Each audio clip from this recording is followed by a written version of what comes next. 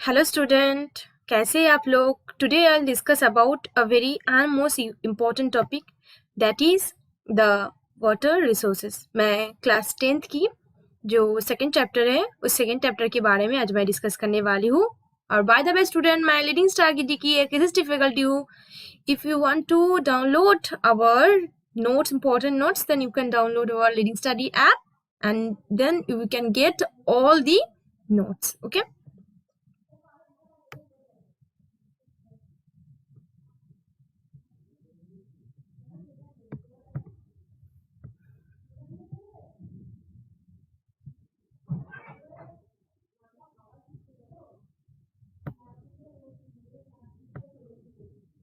So, different use of same water resources. Agitation by farmers in Gujarat, Sabarmati basin over water supply.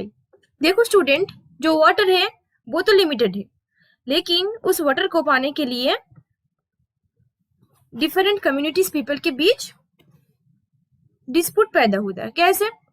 जो urban area में लोग रहते हैं वो चाहते हैं कि ज्यादा से ज्यादा पानी उसको प्रोवाइड किया जाए, एज वेल एज जो खेती के साथ जुड़े हुए जो किसान हो वो चाहते हैं कि ज्यादा से ज्यादा जो पानी उसको प्रोवाइड किया जाए, एज वेल एज जो इंडस्ट्रियलिस्ट है वो चाहते हैं कि ज्यादा से ज्यादा पानी उसको प्रोवाइड किया जाए। इसके वजह से क्या होती है कि वाटर तो लिमिटेड होते हैं, लेकिन जो मनुष्य का जो डिमांड होते हैं वो अनलिमिटेड होते हैं। Okay, so in Gujarat, agitation by farmers in Gujarat Sabarmati basin over water supply. ठीक है, हम सब लोग जानते हैं कि गुजरात में नर्मदा रिवर है। सो नर्मदा रिवर के लिए सबरमती बेसिन में क्या हुई थी, मध्य प्रदेश, गुजरात एंड महाराष्ट्र स्टेट के बीच एक डिस्प्यूट हुई थी, क्योंकि नर्मदा रिवर को पानी को लेके महाराष्ट्र गवर्नमेंट चाहते हैं कि ज्यादा से ज्यादा पानी उस स्टेट को प्रोवाइड किया जाए, एज वेल एज जो गुजरात की रहने वाले लोगों ने चाहते कि, और गुजरात में जो फार्मर्स रहते हैं वो चाहते कि ज्यादा से ज्यादा पानी उसको प्रोवाइड किया जाए। इस इशू को लेके उन तीन स्टेटों के बीच एक डिबेट तब हुई थी। ओके, सो इसको हम बोलेंगे inter state water dispute. So whenever the dispute will be occur between different kinds of states or among different kinds of states, then we call that dispute interstate water dispute। जैसे student हम जानते कि जो नीचे जो Krishna river है, ठीक है, उसको लेकर कर्नाटका, केरला, तमिलनाडु, ये जो स्टेट है इस स्टेट के बीच एक डिबेट इशू होती है। ठीक है, डिफरेंट जो स्टेट होते हैं, डिफरेंट स्टेट की अलग अलग एक पॉलिटिकल एक फिनोमेना होते हैं। ठीक है, अलग अलग पॉलिसी होते हैं वाटर और डिफरेंट टाइप्स ऑफ रिसोर्स को लेके। ठीक है, सो इसके बीच जो डिफरेंट स्टेटों के जो लोग रहते हैं उसके बीच कभी कभी बहुत बड़ा दंगा जैसी सिचुएशन भी पैदा हो जाते हैं। Okay, so now we will discuss about different kinds of social movements against multipurpose project। जो मल्टीपर्पज प्रोजेक्ट है स्टूडेंट, सो मल्टीपर्पज प्रोजेक्ट के अगेंस्ट में क्यों डिफरेंट काइंड्स ऑफ मूवमेंट होते हैं। हम लोगों ने पढ़ा कि what are the advantages of multipurpose project. ठीक है, सो इतने जब एडवांटेज है मल्टीपर्पज प्रोजेक्ट की, तब क्यों किसानों और डिफरेंट काइंड्स ऑफ एनवायरमेंटलिस्ट इस सोशल मूवमेंट्स के अगेंस्ट में मूवमेंट करती है। Now we will elaborately discuss about that. Okay, first of all we have to discuss about Narmada Bachao Andolan. इसके पहले एनवायरमेंटल मूवमेंट क्या है उसको मैं अब सही तरह से आपको बताती हूँ। देखो student, an environmental movement can be defined as social और पॉलिटिकल मूवमेंट। एक एनवायरमेंटल मूवमेंट को हम एक सोशल और पॉलिटिकल मूवमेंट भी कह सकते हैं। And of course the environmental movement occurs for the protection of the environment और for the improvement of the state of the environment. ठीक है, हर जगह जो प्रोटेस्ट होती है एनवायरमेंट को लेकर, ठीक है, एनवायरमेंट की प्रोग्रेस की वजह से ये मूवमेंट किया जाता है, और जो एनवायरमेंट की करंट सिचुएशन है उसको डेवलप करने के लिए भी एनवायरमेंटल मूवमेंट कभी कभी होते हैं। Okay, the term green environment conservation movement are also alternatively use to denote the same. हम एनवायरमेंटल मूवमेंट को कभी कभी ग्रीन मूवमेंट भी बोलते हैं, एज वेल एज हम कंजर्वेशन मूवमेंट भी बोलते हैं। The environmental movements favor the sustainable management of natural resources। ठीक है स्टूडेंट, आपकी पापा ने आपको 10 रुपीज दी और आपको बोली कि आप जैसे वैसे करके उसको यूज कर सकते हो, ठीक है। तो आप क्या करोगे, आप चॉकलेट खाओगे और डिफरेंट कैसा लॉजेस खाओगे, तो जो पैसा दी थी वो खत्म हो जाएगी। लेकिन आपकी पापा अगर आपको क्राइटेरिया दे कि 5 जो रुपीज है आपको सेव करना पड़ेगा, तो आप 5 रुपीज सेव करोगे और 5 रुपीज के कुछ चीजें खरीदोगे, ठीक है। अगर हमने मान लिया कि एनवायरमेंट जो रिसोर्सेस है वो नेचर की गिफ्ट है, ऐसा मानना रॉन्ग कंसेप्ट है। बिकॉज हमें एनवायरमेंट के में जो रिसोर्स है उसको हमें प्रॉपर तरीके से यूटिलाइज करना पड़ेगा, ताकि हमारे जो फ्यूचर जनरेशन है उससे डिप्राइव्ड ना हो सके। अगर हमारी जो प्रोड्यूसर सारे के सारे रिसोर्स यूज करके खत्म कर देता, तो हम अब क्या यूज करते, हमारे पास तो अब कुछ नहीं बचा होती, ठीक है। So many movements are centered on ecology, health and human rights. Human rights और ecology को protect करने के लिए भी कुछ ऐसी movements होते हैं कभी-कभी. The environmental movements, also known as sustainable movement, I said that concept, and major environmental movements are Narmada Bachao Andolan. So now I will discuss about Narmada Bachao Andolan. So first of all हम देखेंगे student Narmada river कहाँ पर है, okay.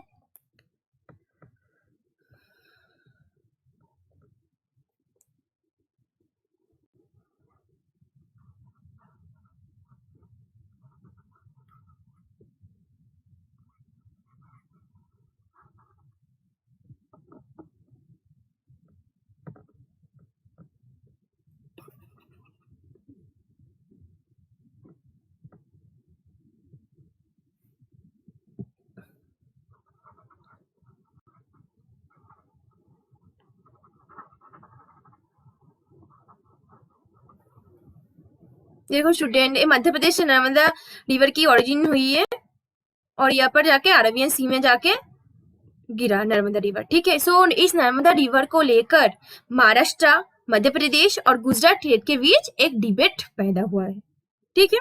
So first of all Narmada Bachao आंदोलन start in 1985.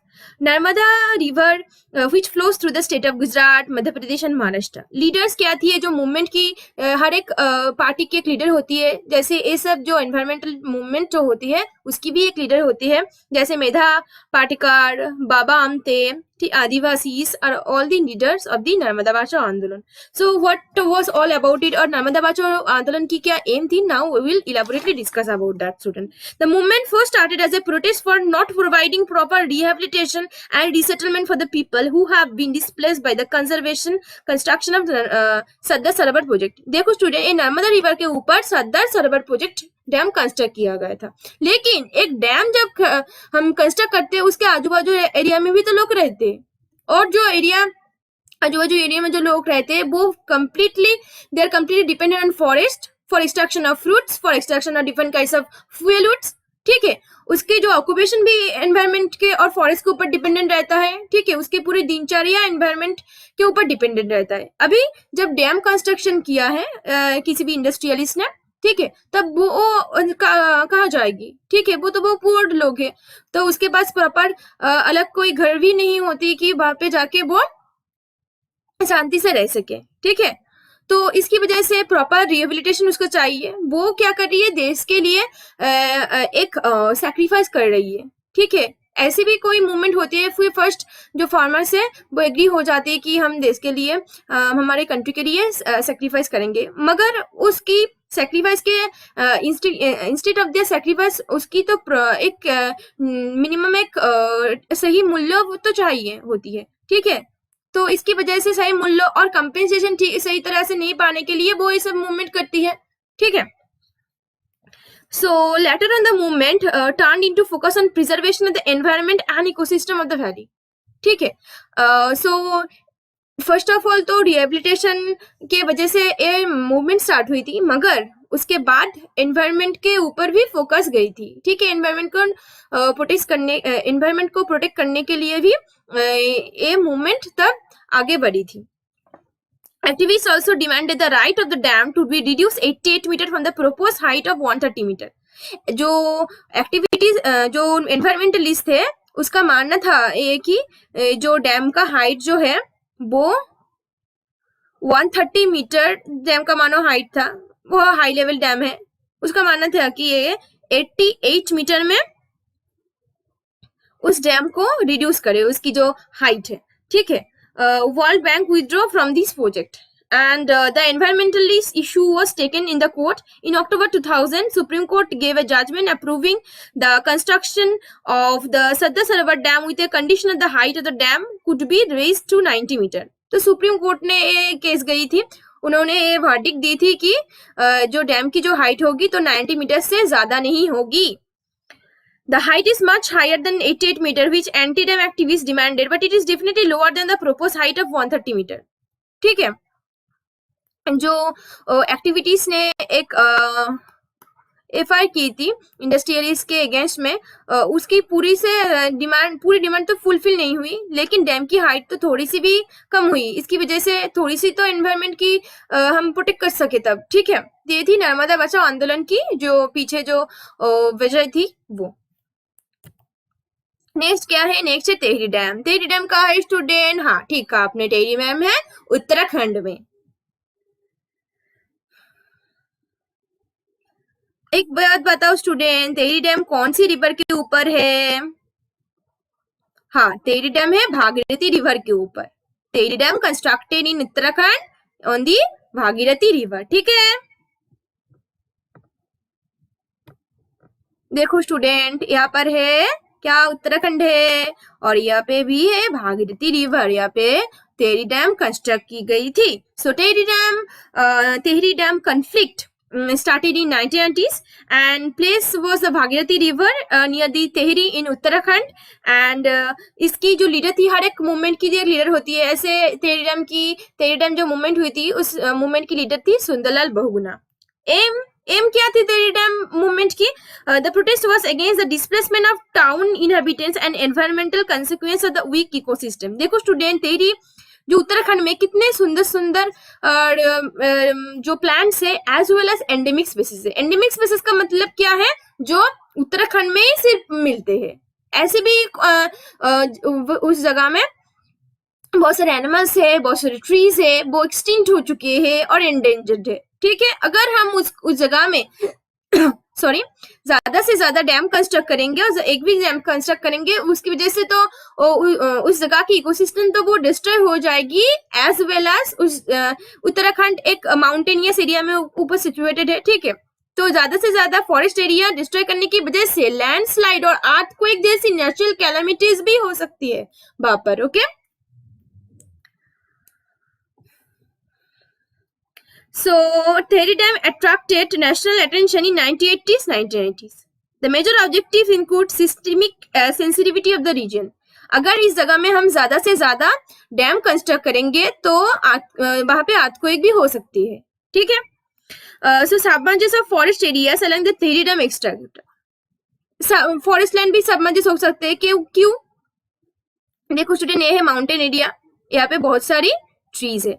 अगर हम इस जगह में से सारा की सारे फॉरेस्ट डिस्ट्रॉय कर दे तो क्या हुई? जब रेनफॉल होगी पूरा इस जगह से लैंडस्लाइड होगी और जाके नियरेस्ट कोई रिवर में जाके ये सब जो सैंड जो पेबल्स को से जाके गिरेगा और रिवर की जो वाटर होल्डिंग कैपेसिटी वो भी बहुत कम हो जाएगी, ठीक है. वाटर होल्डिंग कैपेसिटी कम हो जाने की वजह से जो इस जगह में कभी भी फ्लड नहीं होती थी उस जगह में भी फ्लड होगी, ओके. एंड बहुत सारे जो एनिमल्स है, बहुत सारे ट्रीज है, वो भी सबमर्ज हो जाएगी beneath the water. And despite the support from other prominent leaders like Sundarlal Bahuguna, the movement has failed to gather enough popular support at national as well as international level. तो national international level में ज्यादा से ज्यादा famous नहीं हुई थी. मगर एक जो विलेज एरिया में जो ट्राइबल पीपल थी उसके बीच से एक अवेयरनेस तो भी आई कि अगर हम एनवायरनमेंट को प्रोटेक्ट नहीं करेंगे तो एनवायरनमेंट भी हमें प्रोटेक्ट नहीं करेंगे, ठीक है.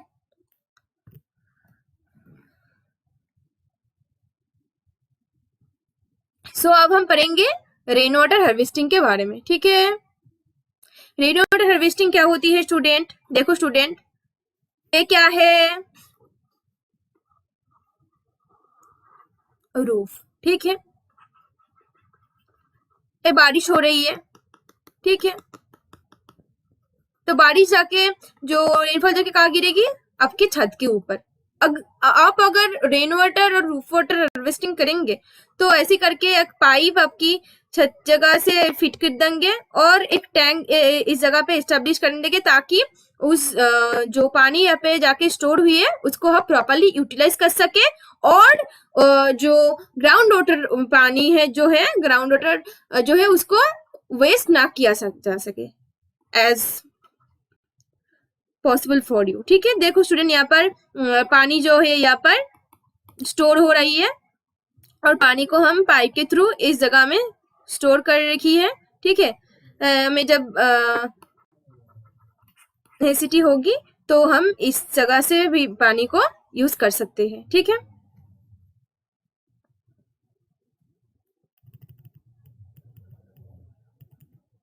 so thank you student for watching my video. If you like my video then you can share and subscribe my video. okay, अगर आपको कोई भी नोट्स चाहिए ज्योग्राफी और जो अदर सब्जेक्ट्स है तो आप हमारी जो रीडिंग स्टडी ऐप है उसको डाउनलोड कर सकते हैं और सारे के सारे नोट्स भी आप परचेस कर सकते हैं बहुत ही चीप रेट में। So bye bye student, next video में हम डिस्कस करने वाले हैं what are the advantages of roof water harvesting system and rain water harvesting and other rain water harvesting के बारे में। कूल्स वो सब जो होते हैं जो टर्म्स उसके बारे में हम डिस्कस करने वाले हैं। सो बाय बाय। ओके।